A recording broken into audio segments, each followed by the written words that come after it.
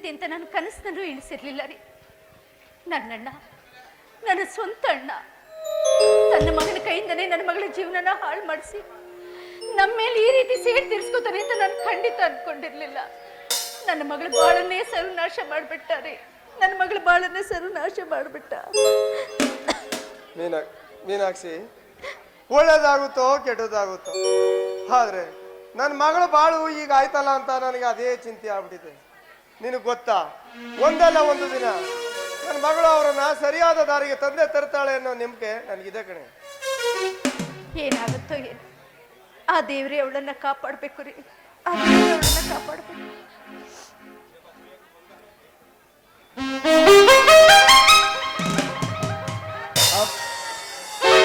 ಅಪ್ಪ, ಅಮ್ಮ,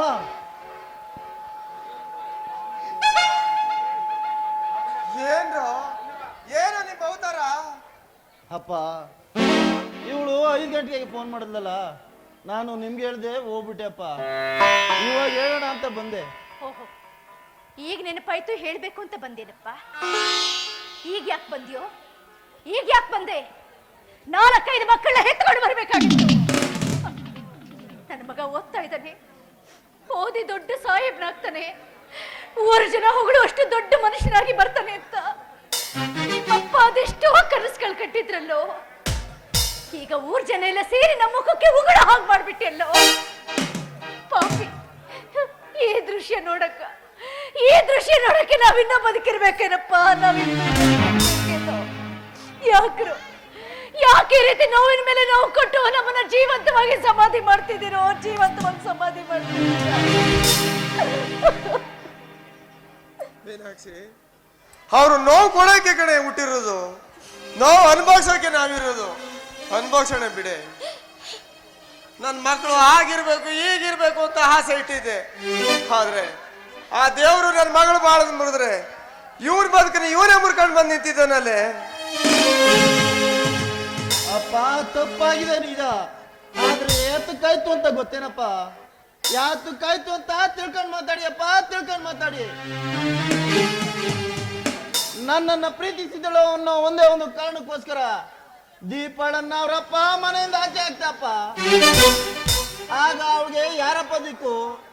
ನಾನೇ ಆಗ್ಬೇಕು ತಾನೆ. ಅದು ನಿಮ್ಮ ದೃಷ್ಟಿಯಲ್ಲಿ ತಪ್ಪಾಗಿದ್ರೆ ನನ್ನನ್ನು ಕ್ಷಮಿಸ್ಬಿಡಿ ಅಪ್ಪ.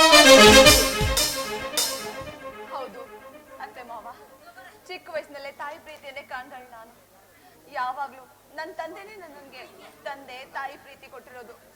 ಈಗ ನೀವೇ ತಂದೆ ತಾಯಿ ಅಂತ ಅನ್ಕೊಂಡ್ ಬಂದಿದ್ದೀನಿ.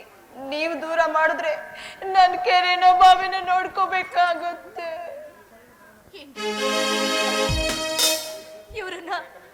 ಇವ್ರನ್ನ ನಾವು ಕ್ಷಮಿಸೋದೇನ್ರಿ?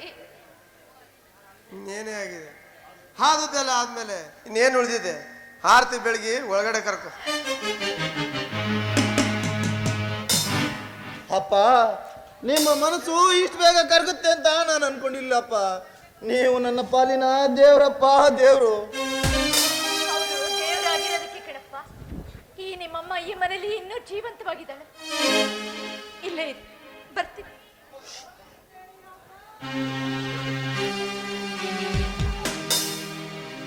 ದೀಪ, ನೀನು ಯಾರ ಮಗಳು? ನಮ್ಮ ಉಗ್ರಪ್ಪನ ಮಗಳು.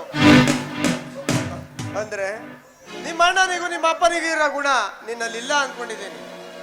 ನೋಡಮ್ಮ ದೀಪ, ನಿಮ್ಮ ಅತ್ತೆಗೆ ಮೊದಲೇ ಹುಷಾರಿಲ್ಲ, ಅವಳು ಮನಸ್ಸು ನೋಯ್ತಾನೆ, ನೋಡ್ಕೊ. ನಿನ್ ಬಾಳು ಬಂಗಾರವಾಯ್ತದೆ. ಶಂಕರ, ನನಗೆ ಹೊರಗಡೆ ಕೆಲಸ ಇದೆ, ನಾ ಇನ್ ಬರ್ತೀನಿ.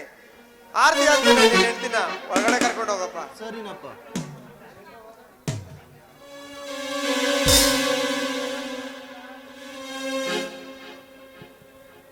ಹೋಗ್ತೀರ ಮಾವ?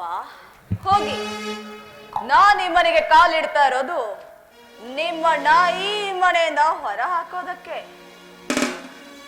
ನೋಡ್ತಾ ಇರಿ, ನಿಮ್ಮಣ್ಣ ಕಣ್ಣೀರಲ್ಲಿ ಕೈ ತೊಳಸಿ, ಅಯ್ಯೋ ನಾವ್ ಈ ಭೂಮಿ ಮೇಲೆ ಬದುಕಬಾರ್ದಿತ್ತು, ನಮಗೆ ಸಂಸಾರ ಬಂಧನವೇ ಬೇಡ ಅಂತ ನೋಡಳಿ ನೋಡಳಿ ಸಾಯೋ ಮಾಡ್ಲಿಲ್ಲ ಅಂದ್ರೆ ನಾನು ಉಗ್ರಪ್ಪನ ಮಗಳು ದೀಪಾಣೆ ಅಲ್ಲ. ಮನೆಯ ಜ್ಯೋತಿಯಾಗಬೇಕಾದ ಹೆಣ್ಣಿವಳು ತುಂಬಿದ ಮನೆಯ ಜ್ಯೋತಿಯಾಗಬೇಕಾದ ಹೆಣ್ಣಿವಳು ತುಂಬಿದ ಸಂಸಾರ ಒಡೆಯುವ ಬಂಧನವಾದವಳು ತುಂಬಿದ ಸಂಸಾರ ಒಡೆಯುವ ಎಮ್ಮಾರಿಯಾದವಳು ಇದುವೇ ಬಂಧನ ಸಂಸಾರ ಬಂಧನ ಇದುವೇ ಬಂಧನ ಸಂಸಾರ ಬಂಧನ.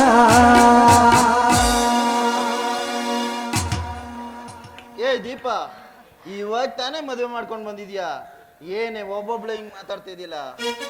ಅದೇನು ಅಂತ ನನಗೂ ಹೇಳೆ, ನಾನು ಸಂತೋಷ ಪಡ್ತೀನಿ. ಏನು ಇಲ್ಲ ರೀ, ನಾವಿಬ್ರು ಮದುವೆ ಆಗಿದೀವಿ ಅಂತ ಗೊತ್ತಾದ ತಕ್ಷಣ ನಮ್ ತಂದೆ ನಮ್ಮಿಬ್ರನ್ನ ಬೈದು ಹೊರಗೆ ಹಾಕ್ಬಿಟ್ರು. ಆದ್ರೆ ನಿಮ್ ತಂದೆ ತಾಯಿ ಹಾಗ್ ಮಾಡ್ಲಿಲ್ಲ. ಪಾಪ ದೇವ್ರಂತವ್ರು ನಮ್ಮನ್ನ ಕ್ಷಮಿಸಿ ಒಳಗಡೆ ಕರ್ಕೊಂಡ್ರು. ಅಂತ ತಂದೆ ತಾಯಿನ 7 ಜನ್ಮದಲ್ಲಿ ನನಗೆ ಕೊಡಪ್ಪ ಅಂತ ದೇವ್ರಲ್ಲಿ ಬೇಡ್ಕೊಳ್ತಾ ಇದ್ದೆ ರೀ. ಏನೇ ದೀಪ, ನೀನು ನಿಜವಾಗ್ಲೂ ಹಾಗೆ ಕೇಳ್ಕೊಂಡಿನಿ? ಸತ್ಯವಾಗ್ಲೂ ನಿಮ್ಮ ಆಣೆಗೂವೆ. ನಿನ್ನಂತ ಸೌಂದರ್ಯಕ್ಕೆ ತಕ್ಕ ಸುಂದರಿನ ನಾನು ಮದುವೆ ಆಗೋದಕ್ಕೆ ಪುಣ್ಯ ಮಾಡಿದೆ ಕಣೆ. ಹೌದಾ? ನಿಜವಾಗ್ಲೂನಾ? ಹೌದು ಕಣೆ. ಬಾಯ್ ಮಾತಿಲ್ಲ ಹೇಳ್ತಿಲ್ಲ ತಾನೆ? ತಮಾಷೆ ಮಾಡ್ತೀನಿ.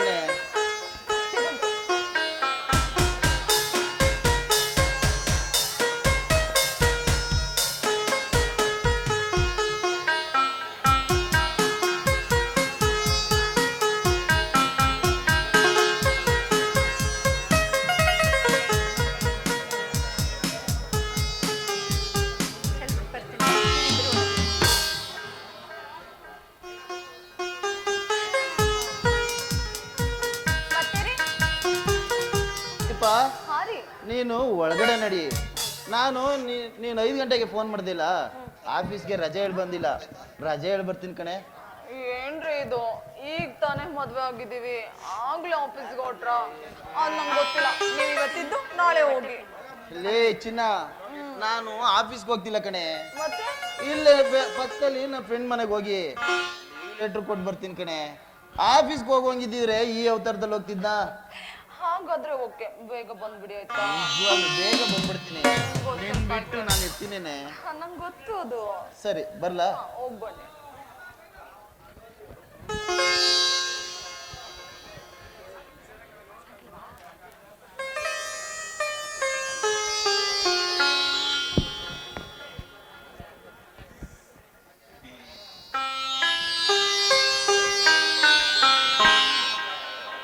ಅಮ್ಮ ಅಮ್ಮ ಅಮ್ಮ, ಒಳಗಡೆ ಏನಮ್ಮ ಮಾಡ್ತಿದ್ಯಾ? ಬಾರಮ್ಮ, ನಂಗೆ ಟೈಮ್ ಆಗ್ತಿದೆ, ಹೊರಡ್ಬೇಕು. ಈ ಧ್ವನಿನ ಎಲ್ಲೋ ಕೇಳ್ದಂಗಿದ್ಯಲ್ಲ, ಯಾರು? ಮಿಸ್ಟರ್ ಜೆಂಟಲ್ಮ್ಯಾನ್, ನೀವೇನಿಲ್ಲಿ? ನನ್ನ ಮನೆಗೆ ಬಂದು ನನ್ನ ಮನೇಲೇ ನಿಂತ್ಕೊಂಡು ನೀನೇನಿಲ್ಲಿ ಅಂತ ಕೇಳ್ತಿದ್ಯಲ್ಲ?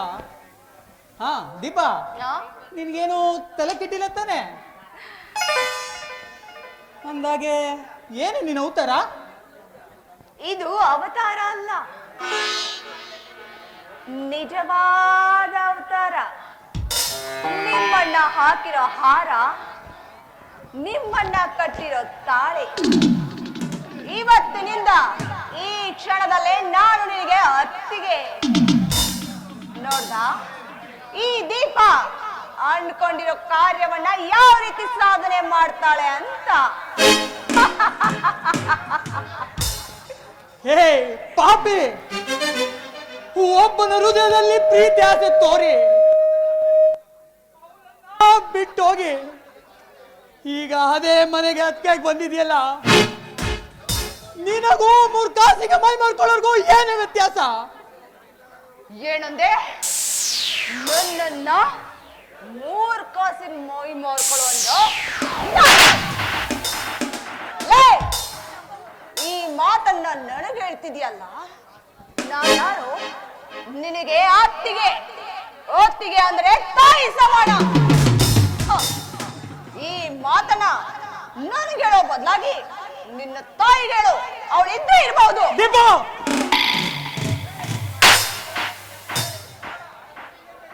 ನನ್ನ ತಾಯಿ ಬಗ್ಗೆ ಮಾತಾಡೋ ಯೋಗ್ಯತೆ ನಿನ್ಗೇನೇ ಇದೆ?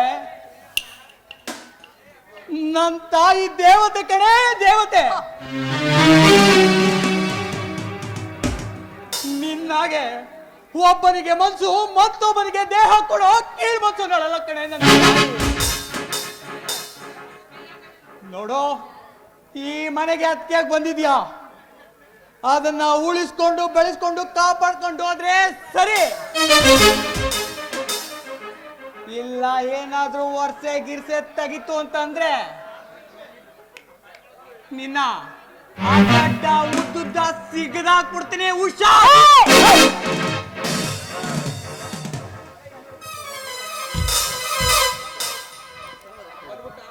ನನ್ನ ಕೆನ್ನಿಗೆ ಹೊಡೆದು ಅವಮಾನ ಮಾಡ್ತೀಯಾ?